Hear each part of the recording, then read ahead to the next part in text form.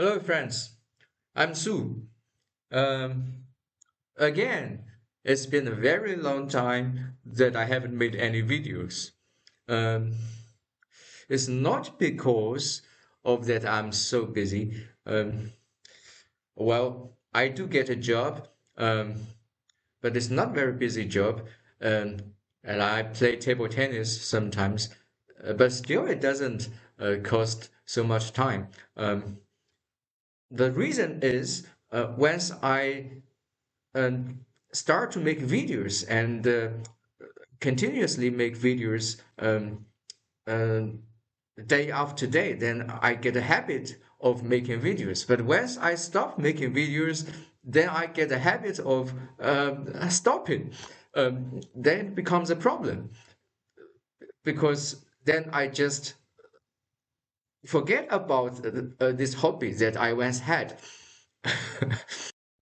Um, Today, I want to talk about human relationship and the value system behind it. Um, but before I start the topic, um, I want to say something else. It's about politics. I barely talk about politics, but I want to mention it a bit because it's interesting. Um, about half a year ago, Mr. Lu Qiyuan, as I introduced before in my previous videos, a Chinese intellectual, um, he actually predicted that um, Donald J. Trump is going to take Canada and Mexico um, once he becomes president.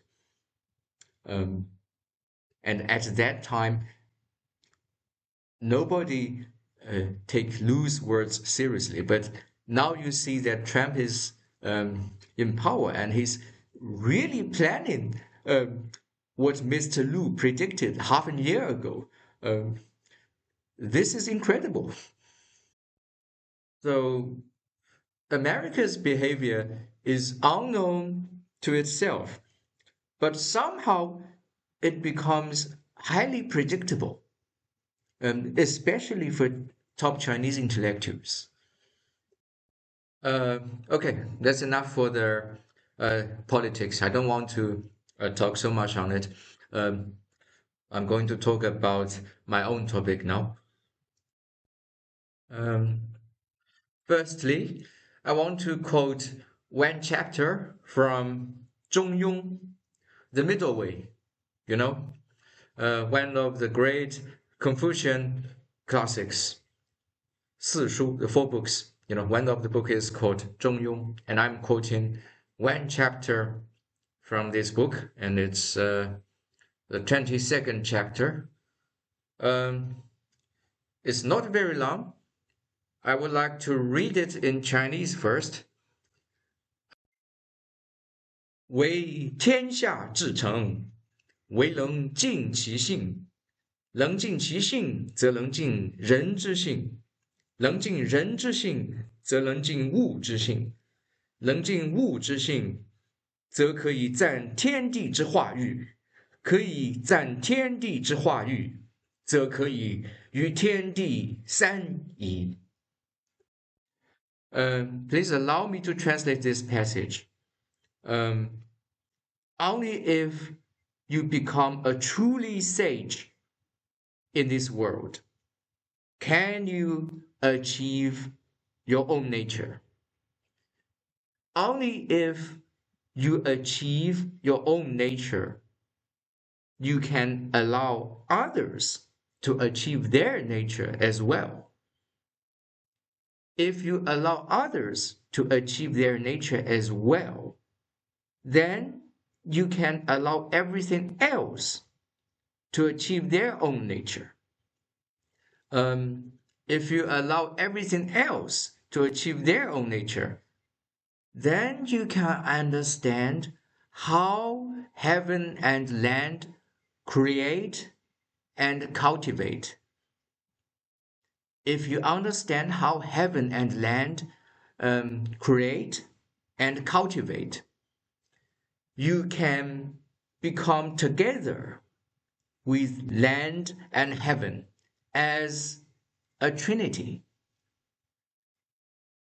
Um, this chapter actually echoes what I explained in my last video um, when I talk about a Chinese view on immortality and God. I mentioned things like 化育, melt and grow. Like when you teach someone, when you educate someone, you actually, if you're a good teacher, you melt the things that is already in your student's body, that in his nature. And you also offer an environment for this great nature to grow, to flourish. Um, and we can see that in this chapter of Zhongyong, it also mentions 化育. But the difference is that in this Zhongyong chapter, it says something about 化育 from heaven and land, from nature, so to speak, from nature itself, so to speak. It says 化育, but I translate it as create and grow instead of melt and grow, because the context are different. When you talk about nature itself, when you talk about land and heaven, it's more appropriate to use the word create and grow. But when you apply these words on human being, it's actually 教化. It's educate to melt and grow. And that's where the difference is. One interesting thing is in the last sentence, which says 可以参天地之化育，则可以于天地三宜. Which means if you can understand heaven and land, how heaven and land create and grow, then you can become together with land and heaven as a trinity. Well, I'm not so sure if I should translate here as Trinity, because that reminds people of Christianity, which I don't like actually. But if I translate it literally, it means three. You can become together with land and heaven as three.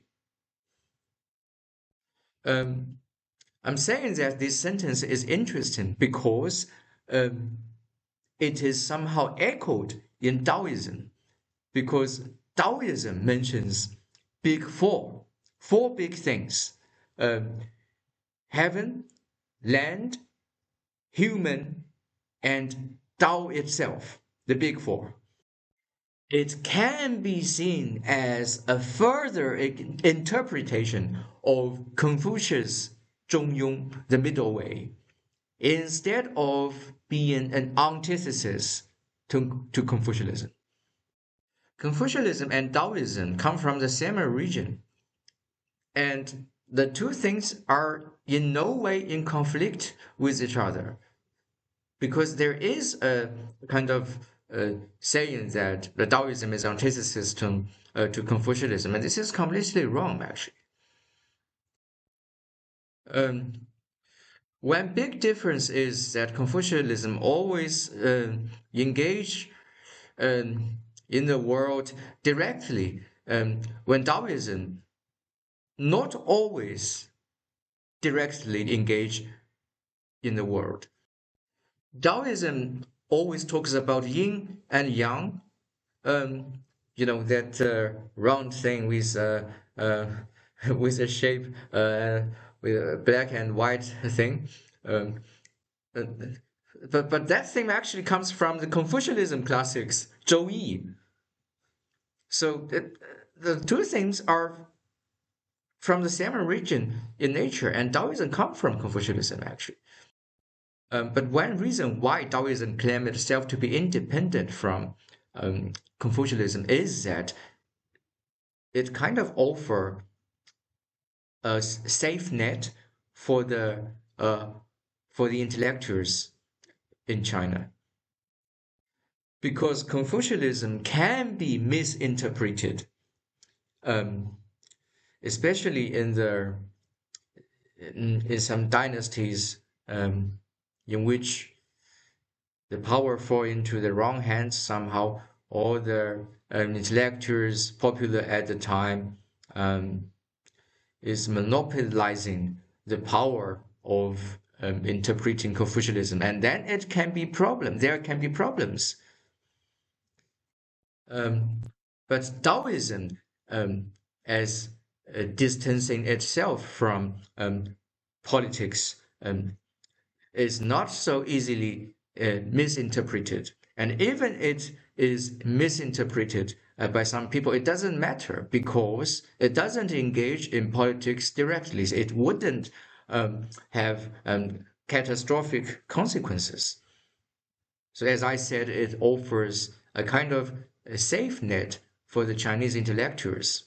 Um, if the reality is not very good, if the academic power is monopolized, not in a good way somehow.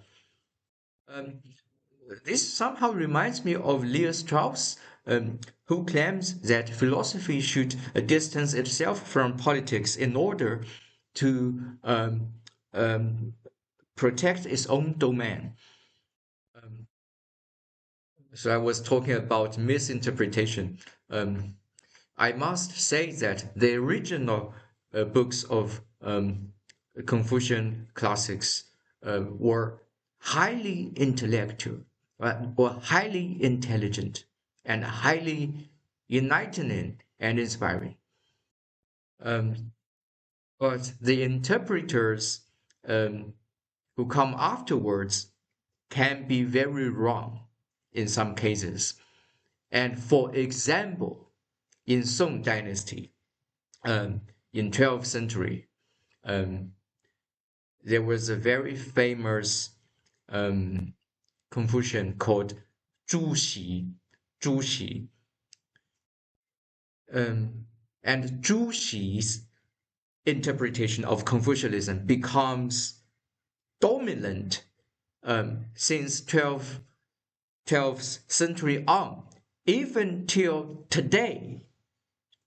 Um, and Zhu Xi's interpretation of Confucianism, from my point of view, is completely bullshit, rubbish.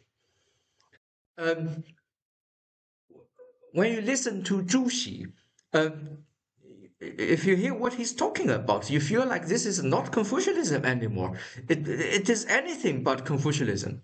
Um, for example, he talks about 存天理灭人欲, like you must exterminate your human desire in order to serve God. Somehow he considers like human beings' natural desire as an original sin or something. This is Christianity. I I always have a hypothesis in my mind that the Western Christianities went to China around 11th or 12th century something, and they changed Confucianism um, into Christianity. This is my theory that is yet to be confirmed. I need more historical and archaeological materials to research. Um, Meanwhile, the original Confucianism always talks about every ordinary human being can be a sage. Everyone can be a sage as long as you discover and achieve your nature. You can be a sage, just like Confucius himself or any other renowned sages in Chinese history. Um, but Zhu Xi actually said, only I can be sage. I am the sage. I'm the only sage. what I said represents God's will, represents truth, and everyone else, including other famous Confucians, um, are all inferior in intelligence. So they can never be sage. They can never discover their own nature or something. Only me, just follow me. Actually, he's he's doing exactly the same thing as what the Western Christian priests did. Uh, I'm the middleman between you and God. You can't follow God. You can't understand God by yourself because that's beyond your touch. Follow me. Follow me. I am with the God. You are down there. You are inferior to me. Something like that. I think this must be very familiar to people from the West because this is exactly how Christian church works. Um, I'm not very sure what happened in 12th century in Lansong, China, because what goes hand in hand with this Zhu Xi's Christianity in under the name of Confucianism was the social fact that men in China become very soft and become like females, and females in China become even masochistic because that's the time people in China start to wrap females' feet since when they were very young, when they were a little girl. So their feet would not grow up. It stays as very small even when they become adult, and that's a very cruel thing to women. Um, I'm mentioning this because uh, this is a very gigantic turning point for China. Um, because before Song Dynasty, the Tang Dynasty, for example, um, men were very masculine in China, and women were very free. Um, they don't have the wrapping feet shit, and they had a lot of freedom. They can play football with men. They can join parties and whatever, and um, they can choose to divorce and remarry and divorce and remarry freely. Actually, it's unbelievable. And even compared with the liberals today, I would say the women in Tang Dynasty in China were still relatively more free. Um, and also in Tang Dynasty, they had a female king in China, and she had many uh, male partners to sexually serve her. And also in Tang Dynasty, there were many, I think it's around 10 um, prime ministers that were actually foreigners. Uh, most of them were Persians. And they somehow came to China and took the Chinese national exam and eventually become prime ministers of China. You can see how open China was to um, everyone from the whole world, not just from China, from the whole world. Um, when I talk about Song Dynasty, the one after Tang Dynasty, um, I was talking about Zhu Xi, who misinterpreted Confucianism in a very bad way and turned it into something like Christianity. And what goes hand in hand with it was men in China become like females. Men are like women, and women become something that even more not understandable. It somehow reminds me of the problem in the West, especially in Europe. nowadays that you see, uh, you also see the men are like women. If you go to Russia, you see men are really like men, are very masculine. But you go to Europe, Western Europe, you see men are like women, men are like women, and the women are like men. um, by the way, Song Dynasty in China was eventually conquered by the Mongolians. Um, and for today's Europeans, um, I wish you good luck not to be conquered by Russia. Now I want to talk about the value system behind the human relationship. Um, as I kept mentioning, the Chinese Confucius view on human relationship, um, um, how to discover your own nature and be truly to yourself and be truly to others, um, and let others discover their own nature.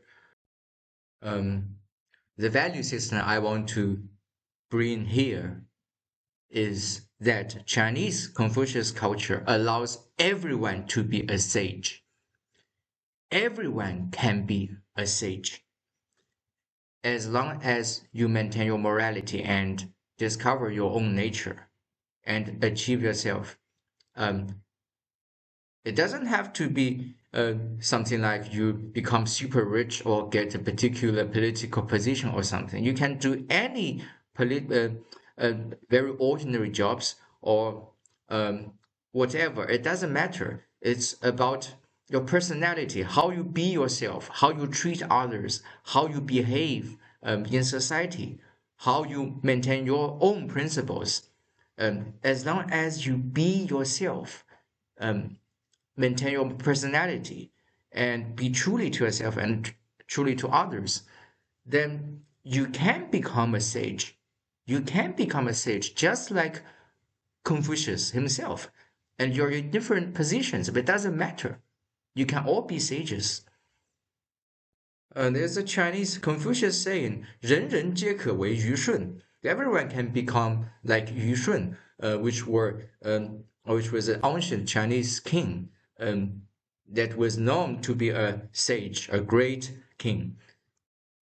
And in certain sense, you can say um, everyone can be a winner. Everyone can be a winner. Um, and winners do not conflict with each other. Instead, they live in harmony with each other and achieve their truly humanity together and eventually be together with land and heaven. And this value system is very different from the value system in the West that brags about propagandas about competition on everything, everywhere. It's all competition, competition, competition. In this field, that field, in sports, in business, in politics, in everything. And you talk about winners and losers, and you talk about equality. And on the surface, that everyone has a chance to be a winner, but in reality, in many cases, and probably in most cases, the winner can only be one or a few, and all others are losers.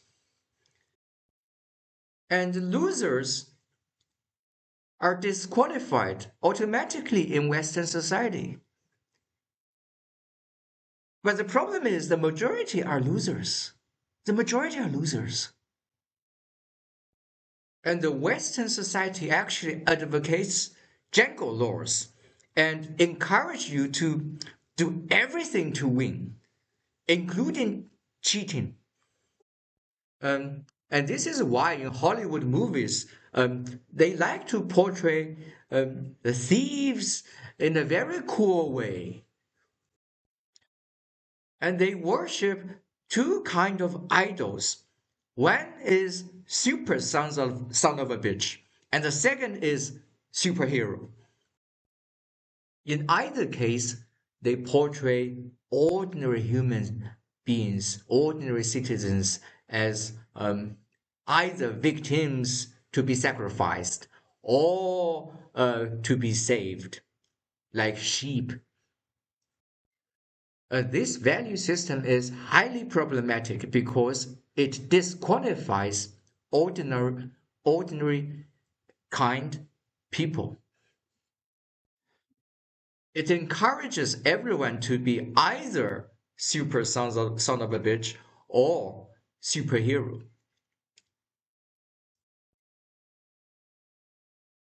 It's precisely where you start to get delusional if you follow this idea, because then you start to cheat yourself and cheat others as well. Both supervillain and superhero are unrealistic, and both are fictitious and very extreme.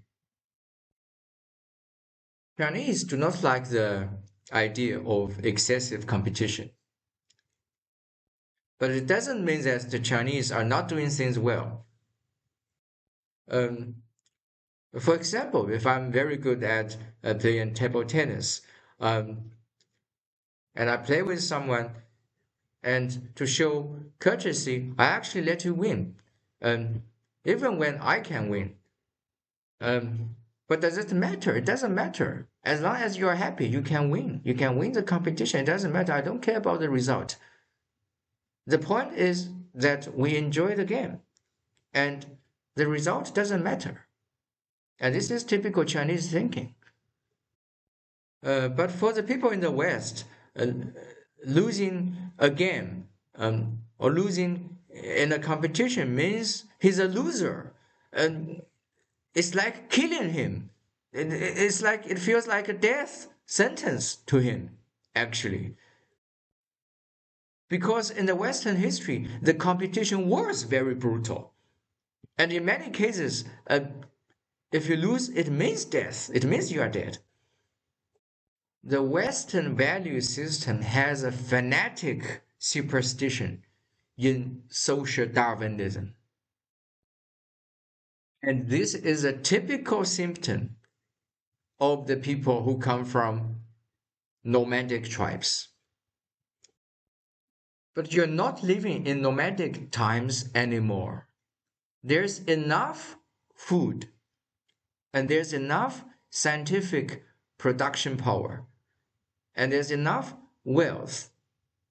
But somehow your mindset is still falling behind and still living in this very barbarian times. Um, and if you talk about competition in China, actually, the only competition in ancient China that I can think of at this moment is the national exam, that everybody has a chance to participate in to the national exam. Um, but only some of these participants can get accepted. And this competition is a competition of the combination of intelligence and morality. And it is highly subjective at the same time. Because when you take the exam, you have to answer the questions, you have to react to the subjective questions, to the political, economic questions, and give your own answers, and your answers will be viewed by the examiner. And the examiners were also highly intelligent and moral in China at the time.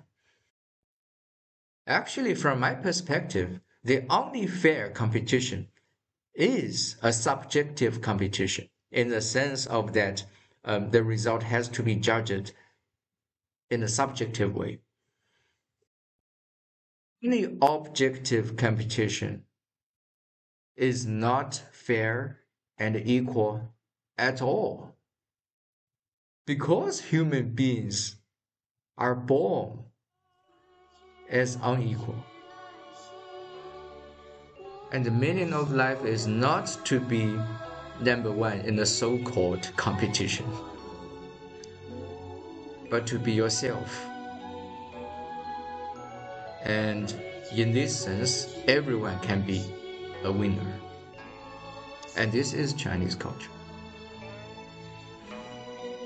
Okay? Thank you very much for watching, and hope to see you next time.